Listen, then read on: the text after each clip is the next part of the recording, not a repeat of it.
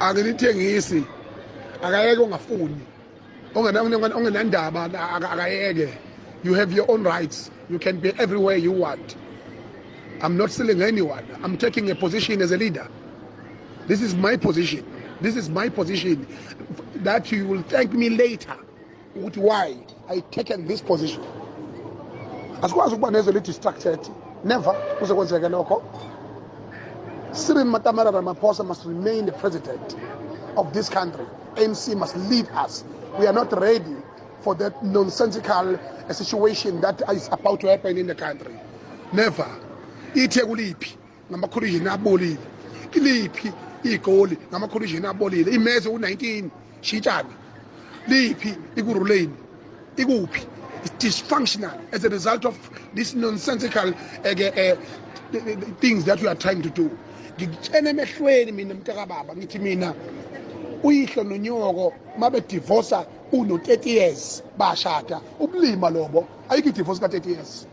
We've seen a lot of change. Amaphutha bekhona kodwa no we are not ready for that. Asifani namanye amazwe ziyakhala manje ANC ayivotelwe ngisho ngamabhinqa ami mina ngaphezulu ka 5 million. Ngishikithi whoever is a bhinqa must go and vote ANC ngolwesithathu. Yena ngambuza ngale mali lengumhla ka30 after imashe sasena eThekwini and waphika okusho ukuthi akuyena umuntu owangitshela oba angeke ngibuze kube uyena owangitshela ngayithola nje ngendlela yami and okunye abangakwazi abantu ukuthi mina ngikhulele ku-ANC ngize ngaphaphama nje ku-ANC manje ayikho into eyenzeka ku-ANC uthola ukuthi angiyazi abantu abaningi abalidayo enhlakeni ezahlukene ku-ANC siyazana nabo and nabangani mina ku-ANC ngakusho njengoba ngumkhonto angizwani nawo angisayizitha namalungu e-ANC yakhona abantu engabangani babo bakhona nginosisi nabafowethu lapha ku-ANC shiya ukuthi ke mase ziya politically asiboni ngaso le before bayikuloya mhlangano imali basebeyithathile 1.5 million after umhlangano kwavunyelwana ukuthi after i-media briefing ayizoyenza umfethu uphakela umthakathi uzobe sawuthola futhi omunye uzobe sekuphuma omunye 1.5 million. Ingakho ke ngibethi wangena efaka ibheshu waphuma efaka ibheshu esho ukuthi uyayichaza le ndlela yakhe kodwa imali ayingenanga ku-bank account bayithola nje ku-cash. Ngokukhuluma nge-media briefing ukhuluma ngale ayibambele workshop. Yes, le ayibambele workshop nani futhi imali wezoyithola after yona. Yes, imali wezoyithola after le media briefing la ethi uzochaza khona ngomhlangano kade nawo nobaba president uRamaphosa. Okay, umbuzo uzothi yini kahle le akhokhelelayo iyona into ekumele siphendule kuyo ibona into ekumele besiphendule kuyona ukuthi le mali kwakweyani iyona into esifisa ukuyazi leyo ukuze sona siqhubeka sisebenza naye kodwa sazi ukuthi le mali kwakweyani. Ngokukholelwa kwakho nangokubuka isimo lasime khona right now ukholelwa ukuthi mhlawumbe ngabe badayise ngomzabalazo. Uma bengenayo impendulo bengasitsheni leqonda ukuthi imali kwakweyani obvious ukuthi badayisa ngomzabalazo kodwa ke silinde mhlawumbe bechaze ukuthi imali kwakweyani. Uma ngabe nithi nina uMancinza kumele anvezele iproof yokuthi ngempela uphakela umthakathi udlile u3 million lapha kuRamaphosa niyamsanganela nina uMancinza angazi ukuthi le proof enifunayo nifuna in which form nifuna mhlambe iyini mhlambe ibhalwe phansi kune agreement ithizeni or nifuna ibank account anvezela ibank statement uMancinza sikaphakela umthakathi esizoveza phela imali ngena. Umthetho wenu nina amakhandenu lawa amakhulu empty awasebenzi ngempela. Nina aningakayi understand yini i corruption system ukuthi isebenza kanjani la eSouth Africa. Uzoyithatha phi iproof because into azoba nayo uzoba ne-information kuphela ngeke azabe nayo iproof ngenxa yokuthi abantu uma ngabe beyokwenza i-corruption basuke bazi kahle ukuthi benza i-corruption futhi basuke beplanile lento le beyistrategize kahle bese beplana amaqhinga azobenza ukuthi babe untraceable ingatraceki inkohlakalo abayenzayo. Uphakela umthakathi kuyaziwa ukuthi vele uyidlile imali kaRamaphosa and uyidle cash imali kaRamaphosa akayidlanga ingena ebank kuthiwa kune traceable thing ezotracewa mhlambe kubhekwe ama bank statement umsangano lo enushoyo enilonimi ngawo nina ingcela umthondo yekaphakela umthakathi uma ngabe nithi uMancinza akakhipha ubufakazi akakhipha iproof uzoyikhipha ithathaphi iproof ngoba iproof uyena kanye nofakazi bakhe abafakaza ngento abayaziyo.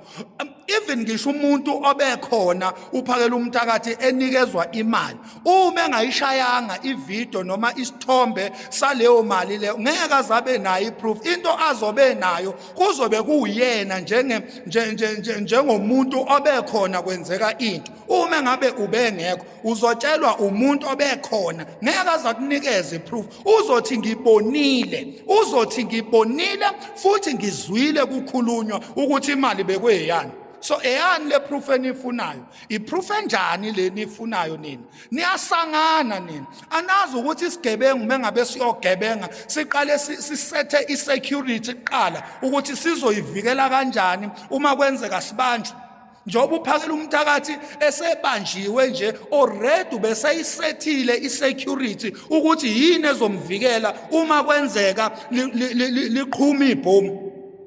Njengamanje uMancinza untshela into aneshow yayo lo muntu akahlawumbiseli lo muntu ukhuluma uzwe ukuthi lento ayikhulumayo uyayazi uyizwile uyibonile inkinga nje isithombe angasishuthanga noma ivideo noma ibank statement angeke akwazi ukusithola sokuthi ayiprove lento kodwa ukukhuluma kwakhe lento yokuthi azayophumela kuyipublic uhlakaniphile phela uMancinza. Akazona isiphukuphuku njoba nina niziphukuphuku nje nicabanga ukuthi wonke umuntu uyisiphukuphuku. uMancinza uhlakaniphe kabi. Namhlanje kunabantu abanamabhizinisi ngenxa kaMancinza. Kunabantu abasebenzayo abaxosha ikati eziko ngenxa kaMancinza. Kunama illegal foreigners ekudala ahamba before ngisho lezinto lezi zenzeke lezi zophakela umthakathi ngenxa kaMancinza. Uhlakaniphile lo muntu ningamzeli ngobuso. Lento ayikhulumayo uyayazi. Akuyona yonke into eyiqiniso eyohlezine proof yekani ukuba imsangano zinja. Fana nalento uphakela umthakathi athi yena insizwa ilalela yena sikulalela ubani wena insizwa. KwaZulu vele thina KwaZulu sine nature nje yokulalela sine nature ye discipline. KwaZulu thina vele okhokho bethu bashiya sihlonipha bashiya sine discipline. Uma usibona sithoba sisuke singathobeli wena sisuke sithoba ngokwe nature yethu yokuthi singamaZulu futhi sifundisiwe intobeko. Asilaleli wena silalela umuntu ophambi kwethu ekuthiwa akasihole kodwa ukulalela into esinayo vele before wena usihole. Akuwena osifundise ukuthobeka. Akhonte lezo ozidlela yona ukuze sikuthobele thina sidla inteleze engaphezulu kwale yakho. Into thina esithobelayo zinyandezulu okhokho bethu abasishiya nentobeko. KwaZulu vele thina sinenhlonipho siyazithoba thina umuntu ubona sesimshaya KwaZulu asinawo amasayini thina okushaya umuntu. Asinawo amasayini thina okushaya umuntu. Umuntu uzwa ngeke esiphundu njengenyoni la kuthina. Indlela nje esithobeke ngayo indlela esihlonipha ngayo umuntu uzwa sesimsula ngogesi wempama umuntu ubona sesimqhumisa ngevolovolo thina asinayo lento yokuthi sizidlwangudlwangu thina cha thina KwaZulu siyahlonipha ingakho khona into ekuthiwa induna yeyinsizwa kuba insizwa eyodwa nje ezolawula inqwaba yeyinsizwa ezidle ugologo nenteleze eziphethe izikhali nezibhamu nemkhonto neinduku. Hayi wena othi awufuni isiphathe izibhamu osicontrolayo ukuthi siphatheni.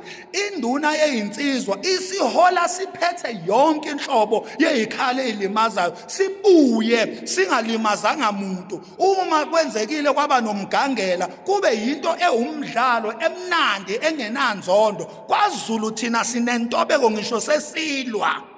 Thina sihlonipha ngisho sesilwa kaZulu kuthi umgangela ngisho insizwa seyivuza igazi ivuke lapho ithoba insizwa yakwaZulu ihlonipha ngoba sinalento yentobeko kaZulu. Asilaleli wena phakela umthakathi vele nature yethu ukulalela. Musu kusenza ilima wena usenze into esingeyona wenze ngazi ukuthi thina kwaZulu sizidlwangudlwangu silalela wena ngoba une super power. Musa nje ukusidakela ayikho super power wena osilawula ngayo. Ayikho nje super power wena onayo uyishaya isifuba uthi mina insizwa ilalela mina insizwa ihlonipha mina. Uyasidakelwa awuna super power wena. KwaZulu inature yethu ukuthobelana ukulalela. Angiphathi kona makuthiwa kunomuntu osiholayo. KwaZulu sinamakhosi, KwaZulu sineyinduna zamakhosi, sibe neyinduna zeyinsizwa. Bonke labantu KwaZulu siyabathobela ngoba lento yokulalela inature kithi. Asilaleli wena, awunayo isuper power wena, awuyena uGod kithi. You are nothing phakela umthakathi. Yeke kusijwayela kabi. You are nothing. You are nothing. Musu kuzenza into ngeyona ndaba. Musu kuyikhukhumeza. Yeke pride, yeke impakamo. Asilaleli wena. Ubani wena? Uyini wena? Who are you? Who are you? Huh? Who are you? Uthi insizwa ziyakulalela. Ubani wena olalelwa yinsizwa wena? Ubani? Asilaleli wena thina ubani wena? Wena umfana nje wakomunye umuzi. Uyabo? Ukuyiposition nje yokuthi sikulandele. Yabo? Happening ukuthi sikulandela nje vele sinalento KwaZulu yokuthoba, sinalento KwaZulu yediscipline, sinalento KwaZulu yokulalela yokuthoba nje. Umuntu ophambi kwethu siyaye simhloniphe, simnikeze indawo yakhe. Yeka ke ube susigibele emakhanda, yeka nje ukube susijwayela kabi. Yeka nje ube susijwayela kabi, sewuzenza uGod kithi. Yeka nje ube susijwayela kabi phakela umthakathi. Ya, awuyona lento ocabanga ukuthi uyiyona. Awuyona nje. Lento ocabanga ukuthi uyiyona, awuyona nje nhlobo. Yeka nje ukusigibela emakhanda mfowethu. Yeka nje ukusigibela emakhanda, yeka usiphaphela uthi thina silalela wena uholi insizwe ezu1 million. Awuziholi ngamandla akho. Uzihola ngamandla azo lezo nsizwa lezo. Uma zingafuni, uma suyicasulile, ziyokudla nabhinzi, ziyokusheba nabhinzi, ziyokudla uyoba ingcuba.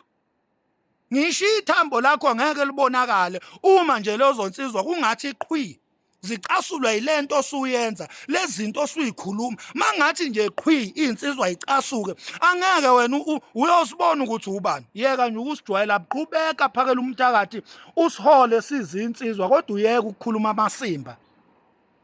Uyeke nje usikhulumela amasimba. Sibonge ithuba.